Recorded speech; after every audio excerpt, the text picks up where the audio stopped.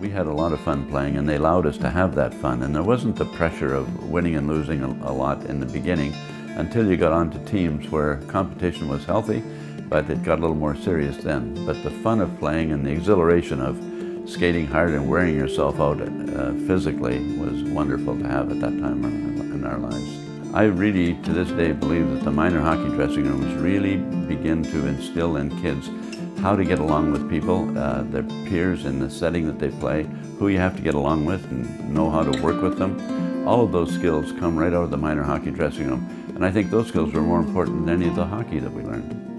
The big thing was to make the local town team at the juvenile level. That was at about 14, 15 years of age. And once you got on that team, we then were good enough to vie for the provincial title, and we won that title. And that really kind of whetted the appetite for more. And out of that, we were scouted and got offers to play in the South.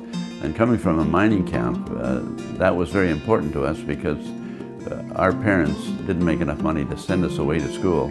But if you got a scholarship in some way, and if you could use the game to do that, that really worked for us, and a lot of us did it that way. So I went to St. Mike's in Toronto to play junior hockey, played 3 years there, and then turned professional for 5 years.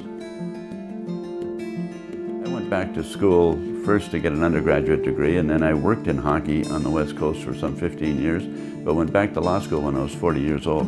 And that was quite unusual because I was going to school with my own kids at the time. But it worked very well. It was the best thing I ever did, and it gave me the confidence to go on. And the opportunity for a full-time president of the old Canadian Amateur Hockey Association came up, and I was asked to interview for it. And not by plan, but by happenstance, I got selected for that.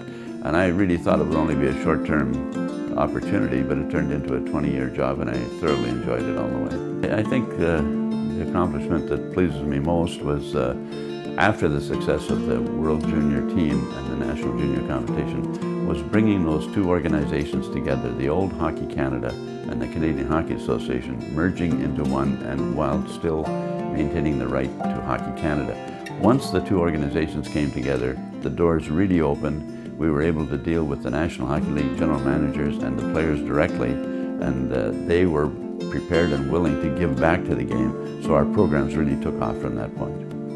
The game was so good for me to give me the opportunities I had. I wouldn't have got them any other way because we had no money to buy our way into further education or to travel or anything. The game did that for me, and because it worked so well for me, I thought it should work for most any kid, particularly children in small town Canada.